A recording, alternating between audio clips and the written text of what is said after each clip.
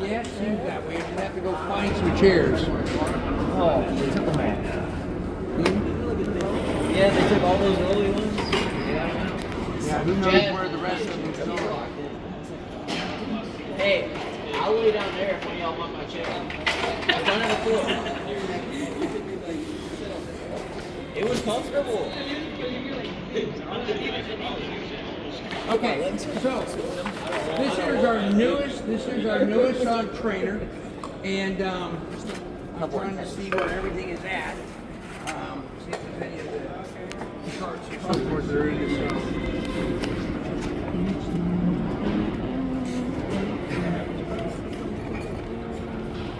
What's going on?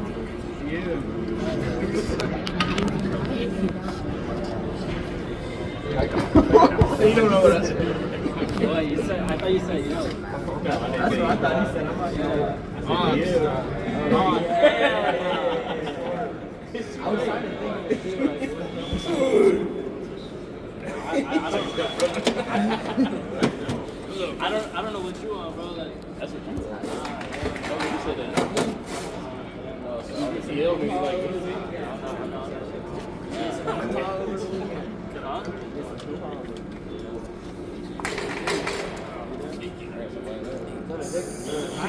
I didn't get some last night, but I got some. I get it every night. I get it every night.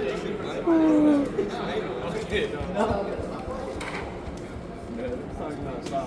Like he gets every night. He's in the dog tower. Okay, so when you guys go to an airplane, now remember, each one of my airplanes are different. And so remember, my Piper's IFR, my Cessna 172's IFR, my Cessna 150 here is a VFR, and the helicopter's a VFR. So when you read your V tape and your tomato flames, understand what is required, what's not required, what you see, what you don't. But we already went through flight instruments, so you should already feel kind of good at what you've seen, how to verify static instruments, how the instruments work, and so forth. Now the Comm Nav instruments are going to be the next level here. We briefly talked about it from PowerPoint. Now we want to start to be able to review them, to see that they're working correctly with some of our test equipment, some inexpensive, some more expensive, and get as much as we can covered as far as your. Remember, if you could turn on this stuff, you could turn on the big stuff. The big stuff is actually even easier to turn on, okay? I just wish that I had the next level of presentation that would have been with the G1000. But we're kind of stuck there, and we are not going into a King Air 350. You guys will be lost in translation. And I think I might even be lost in translation because it is the latest and greatest, but you can only get two people in here, so it's a waste of time trying to even cover what is in that particular cockpit, okay? All right, so with the trainer here, we have a key, it's required, and of course now, avionics switches will only be turned on after the engine has been started, okay? So your master switch, get the engine started, then after you see that you've stabilized with your alternator and your battery has now been being recharged, then you go and turn on your avionics. Now the very first thing, like I said, this shouldn't have happened. This should have been turned off. So whoever did this didn't do it right. They should have had this turned off from the very beginning.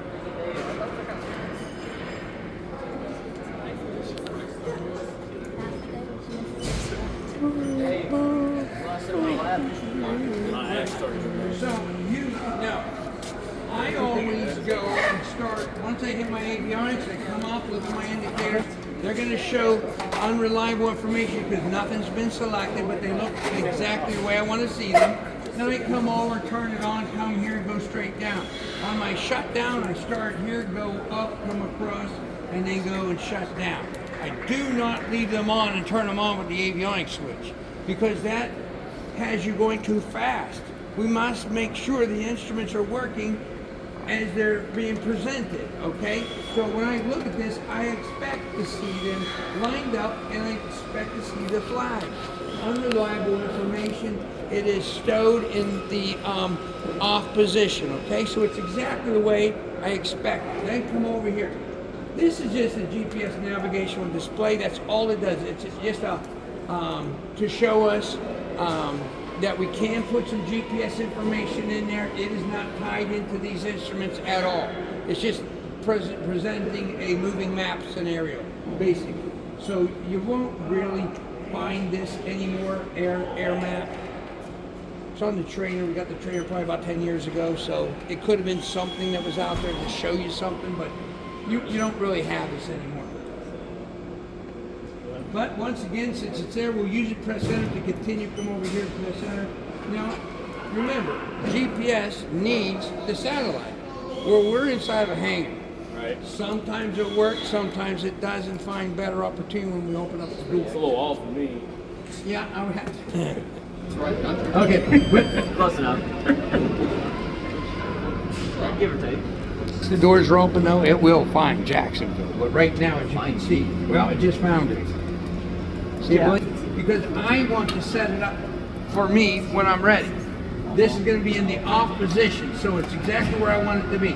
Now, I'm going to come down to my #1 radio, and your #1 radio is usually going to be your best radio. As you can see, this radio doesn't look like that one. This one here is my Garmin 430 GPS, and in addition a VOR radio. So, the turn prior to 2016, the latest one that was installed was in July of 2023. Now, this one here does not have a, but it did come with it. They just didn't put it on the trainers, a data input port.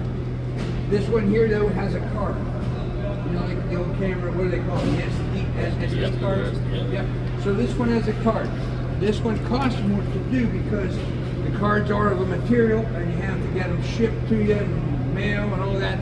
Most of the time, though, with a data input, you just go online with your computer, plug it in, and download the database, okay? So we now know that it's out of date, but can I still go flying? You know you can, because the GPS wasn't on your V-tape, was it? Okay? So I cannot, though, as an operator, file a GPS navigation, because I could, but I can't because it's out of date. But the radio also provides VOR, so it has nothing to do with that, because what am I looking for? Somebody signed off the VOR within 30 days. 30 days. So I'm looking then for that book. Let's pretend this is that book. Okay, open it up and go, sweet baby Jesus, we are within our 30 days so that we can go flying, right? So the GPS doesn't permit us from going flying. So I'm gonna come over here and it says okay, I'm gonna hit my enter, and then it says, once again, monitor what it says. It says the LCDI half left. They're talking about this CDI, my course deviation indicator. See it, the vertical one? It says that it is left. It is left and it's half left.